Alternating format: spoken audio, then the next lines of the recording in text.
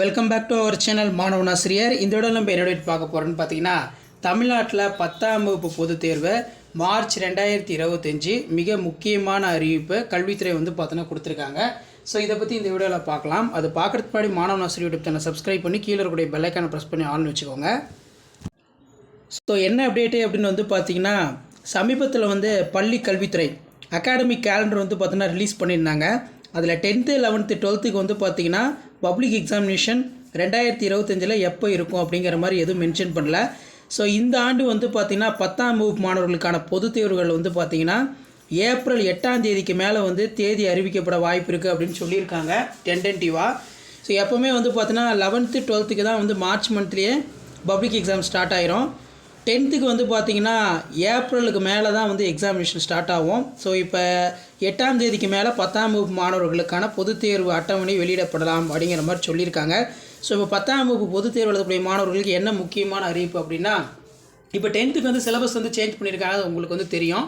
So தமிழுக்கு மட்டும்தான் syllabus பார்த்தீங்கன்னா சேஞ்ச் பண்ணியிருக்காங்க அப்படிங்கிற மாதிரி எல்லாம் நினச்சிட்டு இருப்பீங்க. இப்போ 10th புக்ஸ் எல்லாமே பார்த்தீங்கன்னா ரிவைஸ் பண்ணியிருக்காங்க. அதாவது பார்த்தீங்கன்னா அகெயின் ஒரு டைம் பார்த்தீங்கன்னா தேவையில்லாத அடிக்ஷன், டெலிக்ஷன், எர்டம் எல்லாமே நடந்திருக்கு. ஸோ அதன் அடிப்படையில் 10th ஸ்டாண்டர்ட் ஸ்டூடெண்ட்ஸ் இப்போ 10th புக்கில் என்னென்ன பிழைகள், என்னென்ன எர்டம் இருக்குது அதை பார்த்தீங்கன்னா நீங்கள் சேஞ்ச் பண்ணிக்கோங்க. ஸோ இது ரொம்ப ரொம்ப முக்கியம். ஏன்னா 10th பார்த்தீங்கன்னா சென்டம் மார்க் நீங்கள் சப்ஜெக்டில் எடுக்கிறதுக்கு இந்த பிழைகள்லாம் பார்த்தீங்கன்னா ரெட்டிஃபை பண்ணிக்கோங்க. ஸோ அதன் அடிப்படையில் பார்த்தீங்கன்னா 9 மற்றும் 10ஆம் வகுப்பு பாட நூல்களில் திருத்தங்கள் அப்படிங்கிற மாதிரி சொல்லியிருக்கிறார்கள். மாநில பள்ளி கல்வி திட்டத்தின் கீழ் வழங்கப்பட்ட 9, 10ஆம் வகுப்பு பாட நூல்களில் உள்ள பிழைகளும் அதற்கான திருத்தங்கள் வெளியிடப்பட்டுள்ளது. ஸோ இது பிடிஎஃப் ஃபைலாக வெளியிட்டிருக்காங்க பள்ளிக்கல்வித்துறை. அதை நான் அடுத்த வீடியோவில் அப்டேட் பண்ணுறேன். தமிழக பள்ளி பாடத்திட்டத்தில் 1 முதல் 12ஆம் வகுப்பு வரை பாடப்புத்தகங்கள் மாநில கல்வியியல் ஆராய்ச்சி மற்றும் பயிற்சி நிறுவனத்தால் வடிவமைக்கப்பட்டுள்ளது. அவை தமிழக பாடநூல் கழகம் சார்பில் அச்சிடப்பட்டு பள்ளி மாணவர்களுக்கு விநியோகம் செய்யப்படுகிறது.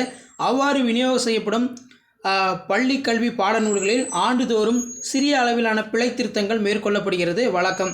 அந்த வகையில் நிகழ்கல்வியாண்டு நியூ அகாடமிக் இயர்னு சொல்லுவோம் 2024-25 வழங்கப்பட்ட 9ஆம் வகுப்பு 10ஆம் வகுப்பு பாடப்புத்தகங்களில் சில திருத்தங்கள் இருப்பதாக மாநில கல்வியியல் ஆராய்ச்சி மற்றும் பயிற்சி நிறுவனம் பார்த்தீங்கன்னா ஒரு தகவல் கொடுத்திருக்கிறார்கள்.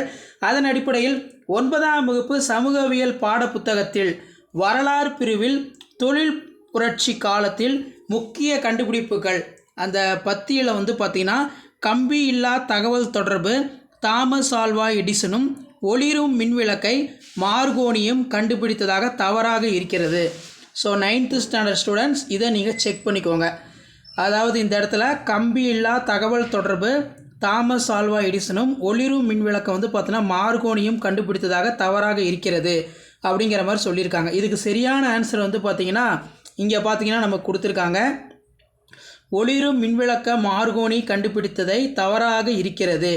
அதை கம்பியில்லா தகவல் தொடர்பை மார்கோனியும் ஒளிரும் மின்விளக்கை தாமஸ் ஆல்வா எடிசனும் என்று திருத்தி கொள்ள அறிவுறுத்தப்பட்டுள்ளது அப்படின்னு சொல்லியிருக்காங்க. ஸோ இதை நீங்கள் பார்த்துக்கோங்க.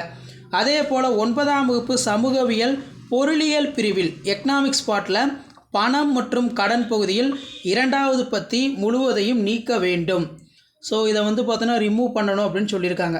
கடன் இந்த இடத்துல பார்த்தீங்கன்னா உங்களுக்கு தெரியும், பணம் மற்றும் கடன் பகுதியில் 2வது பத்தி முழுவதையும் நீக்க வேண்டும் அப்படின்னு சொல்லியிருக்காங்க. மேலும் 10ஆம் வகுப்பு தமிழ் பாட புத்தகத்தில் ஸோ இந்த இடத்துல பார்த்தீங்கன்னா நமக்கு 10th கலைஞருடைய சிலபஸ் பார்த்தீங்கன்னா அப்டேட் பண்ணியிருக்காங்க. இந்த வருஷம் மட்டும் பன்முக கலைஞர் என்ற தலைப்பில் மறைந்த முன்னாள் முதல்வருடைய கருணாநிதி பற்றிய பாடம் சேர்க்கப்பட்டுள்ளது. அதில் கருணாநிதி அவர்கள் பார்த்தீங்கன்னா இங்கே கொடுத்துருக்காங்க பாருங்கள். கருணாநிதி மறைந்த தேதி ஜூலை 7ஆம் தேதி என்று தவறாக பதியப்பட்டுள்ளது. அதை ஆகஸ்ட் 7ஆம் தேதி என்று திருத்தம் செய்ய வேண்டும். ஸோ 10th ஸ்டாண்டர்ட் ஸ்டூடெண்ட்ஸ் இது ரொம்ப ரொம்ப முக்கியம். ஸோ புதுசாக பார்த்தீங்கன்னா ஒரு கரிக்குலம் ஆட் பண்ணுறாங்கன்னா அவசரமாக ஆட் பண்ணுறாங்கன்னா அதில் எப்போவுமே பார்த்தீங்கன்னா தவறுகள் நடக்கும்.